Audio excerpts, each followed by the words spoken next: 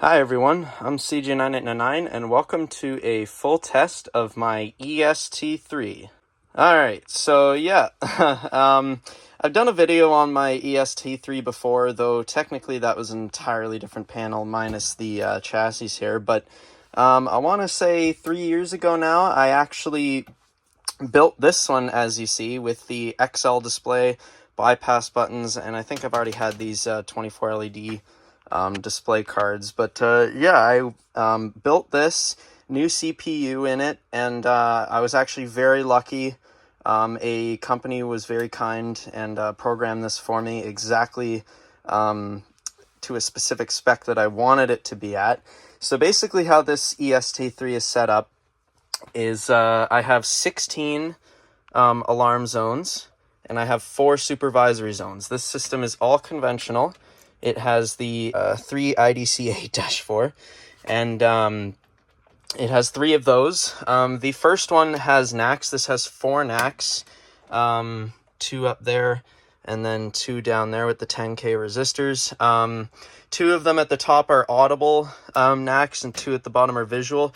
Doesn't really matter, I guess, because I don't have like audible silence set up or anything. I figured, 2 audible, 2 visible would be pretty organized setup.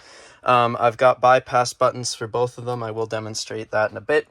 And yes, I do have the XL display. I do, in my opinion, I think it's way better than the standard display. It's much easier to read. I like the blue backlighting as opposed to the green backlighting. It's in very good condition too. The buttons aren't worn out. These panels are known to have, like, the buttons on, especially the XL displays, are known to wear out pretty fast, but this one's in pretty good shape. And I've printed up some labels, of course, for all the zones just for demo purposes now. So anyways, system is normal. Just says, Connor's house. That's pretty nice. For the devices here. So first, for alarm zone number 1, we have just a regular Edwards 270 SPO, I think from 2002. We have a system sensor C2WBA, or just an I3 smoke for zone 2. And then this French 270 SPO, F, I guess, is not on an alarm zone. It is actually it's on the supervisory zone, sorry.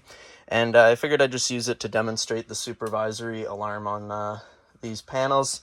And then for the notification appliances, we have a 20215 PS, the power saver, I guess, integrity strobe. And then we just have a regular G1R HDVM Genesis horn strobe with some tape over it, because these things are loud. So anyways, obviously the Genesis is on code 3. This panel just puts out, it just has continuous unless you had like a CDR3 bell coder, but I don't have one of those. But anyways, let's get started with the 270 SPO. So here we go in 3, 2, 1.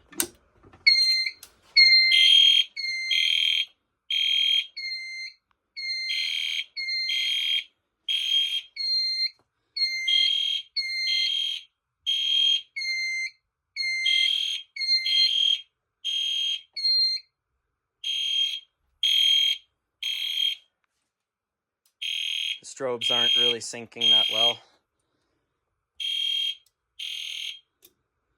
Okay, system silence. I don't have any reset inhibit function programmed, because I put this down. Now let's do the I3. I'm just going to use the test button.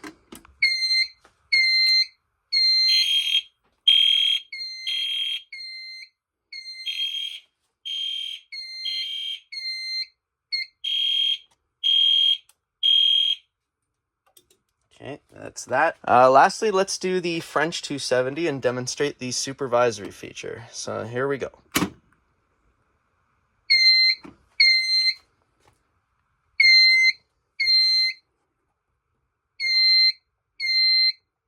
Supervisory zone 1. And I have 4 of them.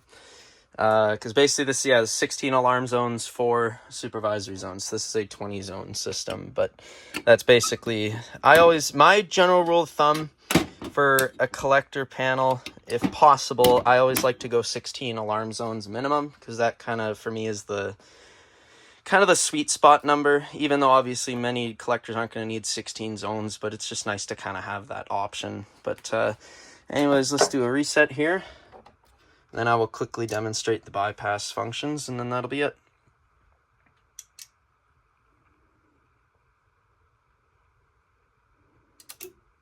Okay, system is normal, so I guess I can take that off. All right, so if I turn on, obviously these two are signals are just on the audible circuit, so if I just do that,